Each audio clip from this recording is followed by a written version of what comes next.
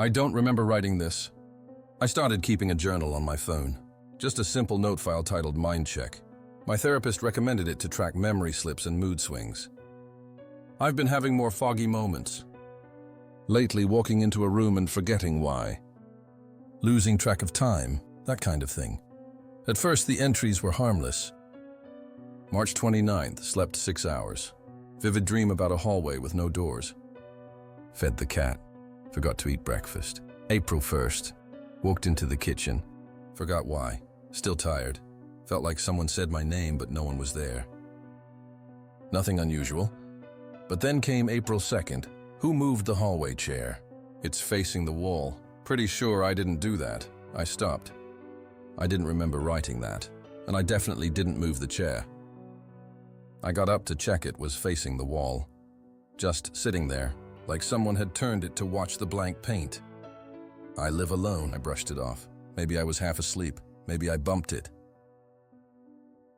Then came April 3rd. The man in the kitchen isn't real. Repeat until it's true. That one made my chest tighten. I don't talk like that. I don't write like that. It was time-stamped at 3:12 a.m. I checked my phone's activity logs. I hadn't used it at that time. I even reviewed my home security footage. Everything looked normal. Except for one skipped frame around 3:12, just a single flicker of static. Then back to normal. April 4th, you're doing good. You're almost ready to remember. That entry felt wrong. Like it was trying to reassure me, but not for me. More like it was monitoring me, watching. I took screenshots and planned to show someone. But when I opened the Note app yesterday, everything was different. The file wasn't called MindCheck anymore. It had been renamed Reintegration Logs. All my entries had been rewritten. Every single one. They now started with Subject 42B integration. Progress Day 3, false self still in control. Host unaware of secondary imprint. False self. Host. I stared at the screen, waiting to wake up. Then I scrolled down to today's date. April 6 was already filled out host identity reading this now. Proceed with Phase 2. If confusion persists, initiate awareness collapse. Activate mirror trigger. There was one more line being typed. In real time, stand up. Turn around. Look in the mirror. He's been watching you write this. I haven't looked. I won't. But now, something new is typing itself. I don't remember writing this. Perfect. They always believed the scared ones. Proceed to step 3. That wasn't me. At least, I don't think it was. If this post uploads on its own, don't believe what I write after this.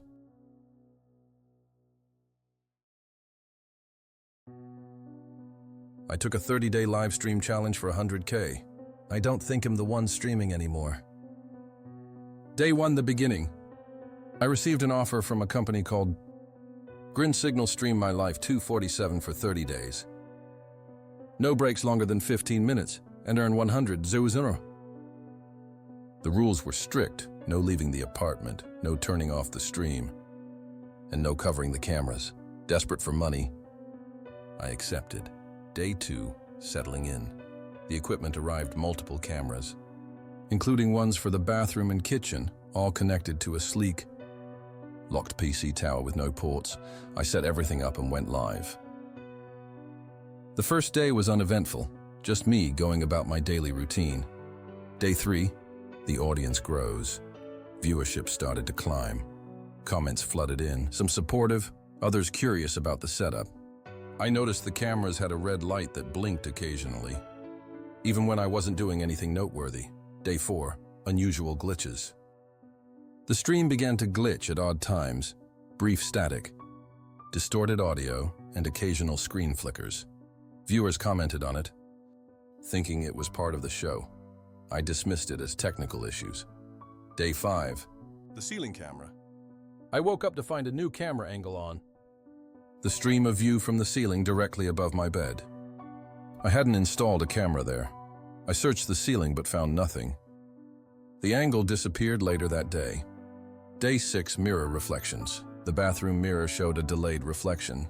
I'd move, and the reflection would follow a second later. Sometimes it didn't move at all. I covered the mirror, but the stream showed it uncovered. Day 7, sleep disturbances. I started having nightmares, vivid, unsettling dreams of being watched. I woke up feeling exhausted despite sleeping for hours. Viewers noted that I talked in my sleep, saying things I couldn't remember. Day 8, messages from viewers. I received messages from viewers claiming they saw someone else in the apartment during the stream. A shadowy figure in the background, always just out of focus. I reviewed the footage but saw nothing. Day 9, time loss. I began losing track of time. I'd start a task and suddenly find hours had passed. The stream logs showed me sitting motionless, staring at the wall during these periods. Day 10, unexplained sounds. I heard whispers at night, soft voices speaking in an unintelligible language. They seemed to come from the walls. I checked for any sources but found none. Day 11, physical changes. I noticed bruises on my arms and legs that I couldn't explain. Viewers commented on them, speculating about their origin. I had no memory of injuring myself. Day 12, the reflection moves. While brushing my teeth, I saw my reflection smile at me, even though I wasn't smiling.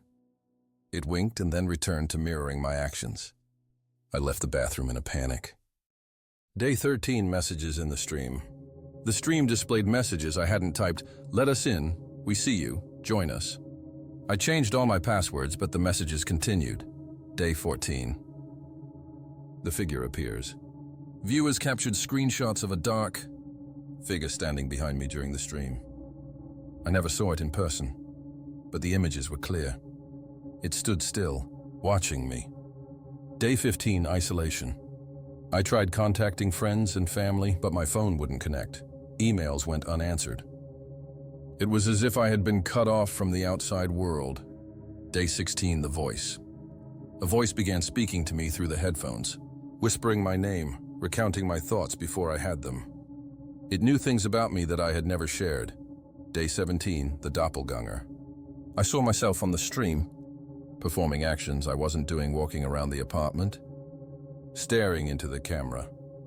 I was sitting still, yet the stream showed me moving. Day 18, physical manifestations. Objects moved on their own. Doors opened and closed without cause. The air grew colder, and I could see my breath despite the thermostat reading a normal temperature. Day 19, the mirror shatters. The bathroom mirror exploded without warning, sending glass in all directions. I stood frozen as the shards rained down. On the floor, they formed letters, jagged. Blood-edged slivers spelling out "has almost done." I didn't know who he was, but I was certain they weren't talking about me. Day 20, stream delay. I noticed a delay in the live stream, not seconds, but minutes. I'd move, and 5 minutes later, the stream would catch up. But sometimes, the stream showed things I hadn't done, yet walking into rooms I hadn't entered, talking to people who weren't there. People in the comments said it felt like watching the future. Day 21, losing time. I woke up in the kitchen, standing. My hands were soaked in something dark. I thought it was blood, but it smelled like ink. On the walls, phrases were scribbled again and again in frantic, looping handwriting. Who's watching who? Streamed enough yet? There is no offline. Day 22, no sleep. I stopped sleeping. Whenever I closed my eyes, I'd see the stream interface in my mind, hearts floating, usernames scrolling, camera feeds overlapping. I could hear the chat even without headphones. One viewer typed, "We miss the old you." Another replied, "Wait for day 30. Day 23, the feed splits. The stream glitched and showed two live feeds, side by side, one of me pacing in real time and one where I was lying in bed, eyes open, unmoving. Viewers called it the split. They took sides. Some believed I was still real. Others said I'd been replaced. I started wondering which version of me I was. Day 24, lights out, power cut. Everything went pitch black. No electronics worked, but the stream continued. People commented on the darkness. Some said they could see me, even though I was in total blackness. A new user appeared in the chat with a red name, Syswatcher01. Their only message, "Do not look behind you." I looked. There was something tall and bent over the couch, watching, breathing. Day 25. I am the stream. I no longer felt the need to eat or drink. The cameras turned toward me on their own, anticipating my movements. I tried covering one. The video showed me smiling as I did it. Even though I was crying, the chat filled with laughter, but not text, audio. A chorus of distorted voices. My viewers were laughing out loud. Day 26 visitors. There was knocking at the door. I ran to it. No one there. Then knocking from the inside of the bedroom closet. I opened it. Nothing. Then the stream showed someone still inside it, watching me from the dark. I screamed. The stream captioned it, "He sees you now." Day 27. Outside, I smashed a window and tried to climb out. There was nothing beyond the glass, just static, like a broken TV screen. My hand dissolved at the edge. Not blood, not bone, just pixels. I pulled back and vomited code onto the floor. It blinked and dissolved. The chat erupted, "Stay inside the broadcast. Don't break character." Day 28 rehearsal. I heard myself talking in the other room. Same voice. Same cadence. I walked in and found nothing. But on the feed, I was still in there, practicing lines. They're almost ready. Has nearly perfect now. Day 29 system update. A prompt appeared on the stream overlay, update complete. New identity installed. I tried ending the stream. The button vanished. I tore the cameras from the walls. They regenerated. One by one. The chat was full of only one phrase. "Now you are live forever." Day 30, the final viewer. Only one viewer remained. The chat was dead silent. I spoke directly to the camera. "Who are you?" The reply typed itself out in red. In the you that got out, I stared into the lens. The camera stared back. And then I watched as I stood up from the couch and walked away from the screen toward freedom while I remained seated. Motionless, trapped in the lens. The stream ended, for them, but I'm still here. Still live. The 60 seconds. There once lived a boy whose nature was greedy and disrespectful to his elders. One day, he had 60 coins. As he looked at the clock, he casually tried to count 60 seconds. 1, 2, 3, 4, and so on. But something felt wrong. When he reached what should have been 60 seconds, the minute hadn't passed. He checked again, only 58 seconds. He thought it as casual, silly mistake. He tried once more. 59 seconds. Wait, what? He tried again. 58. Again. 58. He thought, maybe my brain is just tired, so he counted his coins. Yes, 60 coins. His counting was fine. He counted his 60 coins and they were 60. He turned back to the clock. Again, ficate. 59, 56, never 60. He kept counting but never was able to count. Till 60 seconds, he suspected the clock was broken. He checked the digital clock on his phone. Same result. He went to every clock in the house. Still, he failed to reach a full 60 seconds. Why can't I count to 60 seconds? He became obsessed and determined. He sat before the clock in silence, determined to get it right. He stared at the clock. Hours passed. His sister grew worried. "Stop this already," she told him. But he snapped at her. "It's almost there. Don't disturb me." Dinner came. He ignored it. His sister called him again. He shouted at her. Worried, she tried to pull him away. He resisted. In a sudden rage, he grabbed a nearby vase and struck it on her head. She collapsed, holding her head. He looked at her motionless body, then turned back to the clock, like it was nothing, and continued his counting. Days passed. He didn't sleep, didn't eat, and didn't took a sip of water. He sat, pale and trembling, muttering numbers with a dry, thirsty mouth. His sister never woke up. He sat, gaunt. Dark circles under his bloodshot dry eyes, mumbling 1, 2, 3, then one moment 56, 57, 50, and collapsed onto her corpse. His breathing stopped. The room was silent, and only sound of click-ticking echoed.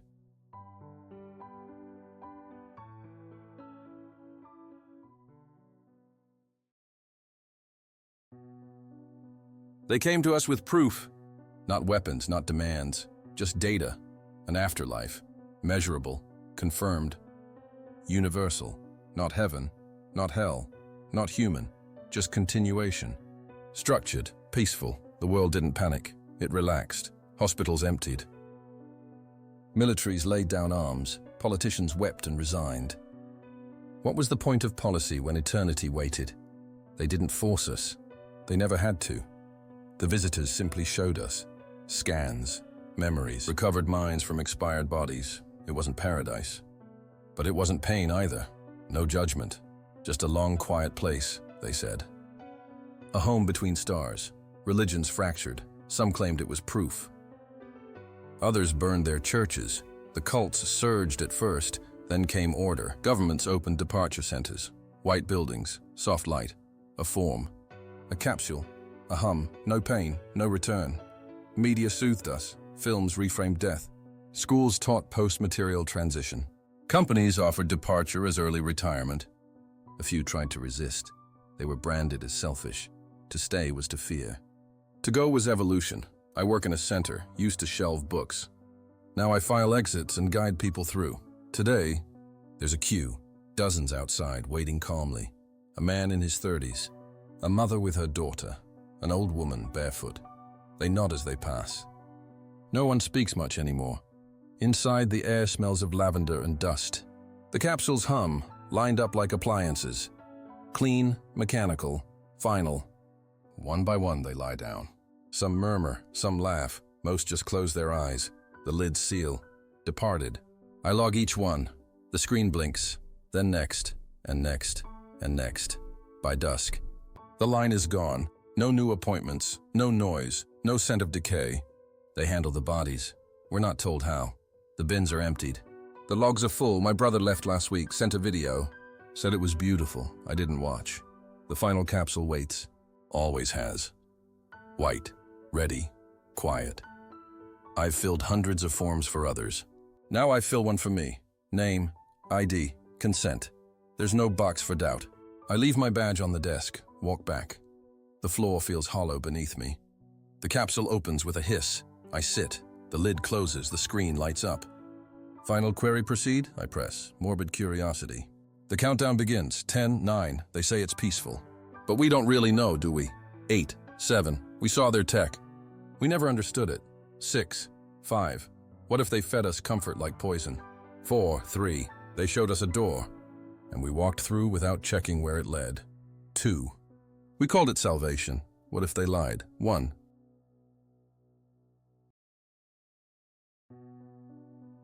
I forgot to finish the story. Now it won't let me leave. I thought I'd found a hidden gem. Turns out it was hiding for a reason. It lay half buried in a library donation bin, wedged between a torn cookbook and a water-damaged Biblino barcode. No label. No price, just a cracked leather cover. No title, no author, only one story inside. The words weren't printed. They were written slanted, frantic, as if the writer felt a hot breath on the back of their neck. I flipped to the last page, blank, until it wasn't.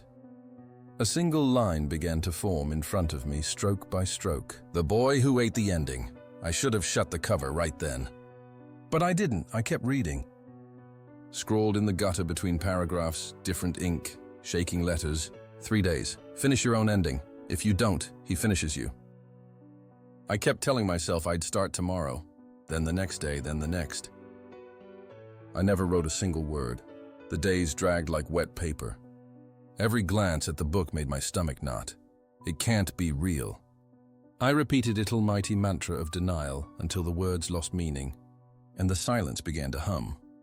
By the time I finally believed, my ending was already chosen. Tonight I woke up needing to pee. Nothing strange, just one of those small, stupid things that pulls you out of sleep. I checked the clock as I passed the hallway. 11:55 p.m. The bathroom was quiet. Everything was still, but when I came back, he was there, just standing. Middle of the floor, like he'd been waiting all night. He looked normal. No glowing eyes, no shadow tricks, just a kid, barefoot, baggy shirt. Messy hair, as if he'd rolled out of someone else's nightmare. But his smile, that smile didn't belong on any kid I've ever met. It was patient and starving. He studied me like an unfinished sentence. "Are you gonna make me wait?" My tongue stuck to my teeth. The last one who did, a too long tongue licked dry lips, became dinner. He was so warm. Instinct took over. Drawers yanked open, pens dry. Pencils broken, except one, half used, barely sharp.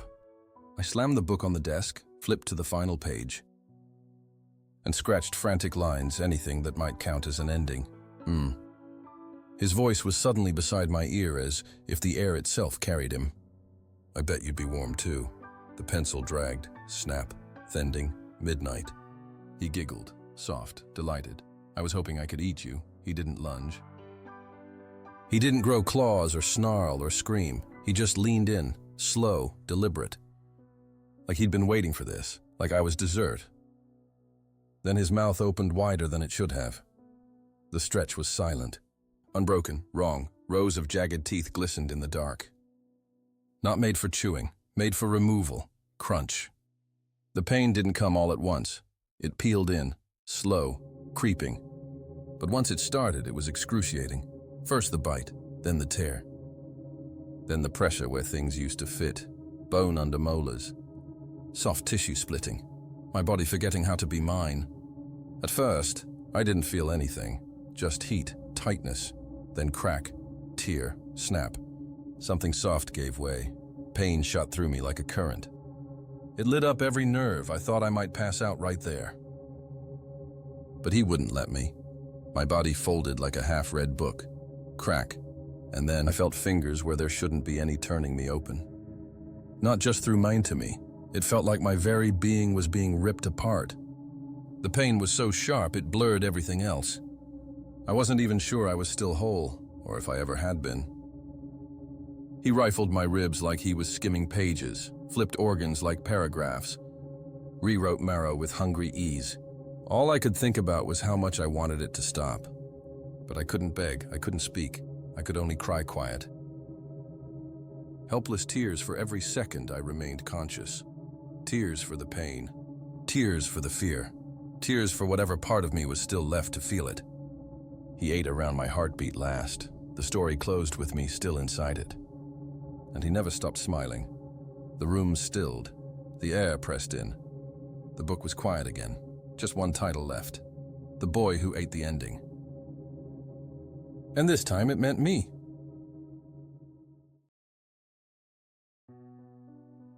Warning, some tales keep you up at night. This is one of them. School had just let out. The skies hung low and gray, smothering the afternoon in a heavy, eerie gloom. The bell rang, late misses. Paddles always did drag out class with her endless stories, and by the time Debbie and I rushed outside, the last school bus was already pulling away from the curb. We waved. "It didn't stop, no big deal," Debbie said, swinging her backpack over her shoulder. "Let's just walk." Normally, walking home through the inner city wasn't our first choice. The neighborhood had a rep. Sirens weren't rare, gunshots weren't surprising, and posters of missing teens faded slowly on telephone poles. But we were 16, cocky and convinced we could handle anything. We were two tough girls from the block. No one messed with us. As we hit the corner store on Vine and Howard, Debbie grabbed chips and juice for the next day. I checked my phone. "Mom, where are you?" she snapped. "Don't tell me you're walking. We missed the bus." I said, "Class let out late. We're together. We'll be fine." "You better not be walking," she warned. "This is how kids go missing." "I'm coming now." 15 minutes later, Mom pulled up, still fussing. I rolled my eyes, but deep down I knew she meant well. She hated this neighborhood and made sure we knew it. Back home, she was halfway into cooking when the pot boiled over. She left the stove to flip on the news just for a second. The image on the screen froze us all. Breaking high school bus, missing 13 students unaccounted for. I felt my stomach drop. The newscaster's voice was steady but grim. A school bus carrying 13 students from James E. Thomas High disappeared this afternoon. It was last seen turning off Route 7 near the old shipping yards. No signs of the driver or children have been found. Photos of my classmates, some who sat next to me in class, flashed on the screen. Smiling faces, names I knew. One of them had borrowed a pencil from me today. The camera cut to the school. Helicopters, FBI jackets. Mothers collapsing on the sidewalk. I looked at Debbie. She was pale. The bus, I whispered. It drove off just as we stepped outside. Debbie slowly nodded. If we were even 30 seconds earlier, Mrs. Paddle's long-winded lesson saved us. That was the only reason we weren't on that bus. And as the screen faded into a reporter's somber face, a realization struck me that turned my bones to ice. The bus didn't stop for us. It saw us, and it left us behind, on purpose.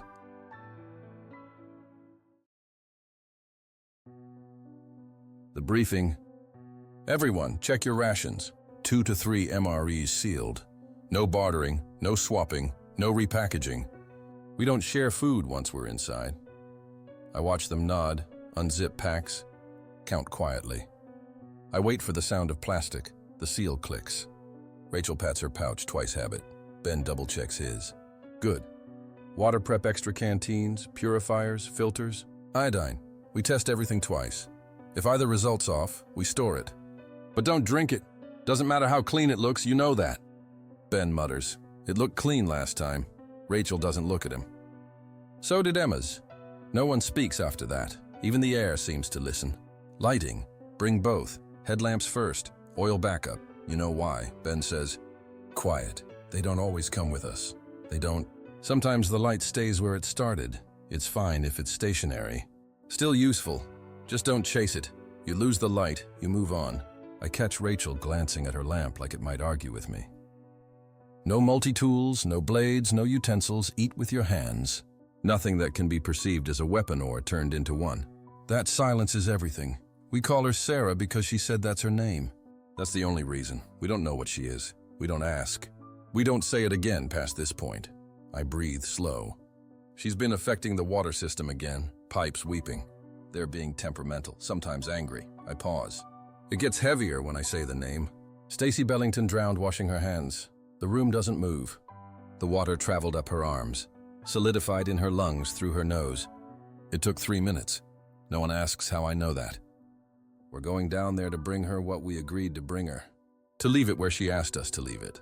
And then we come back up. I let it settle.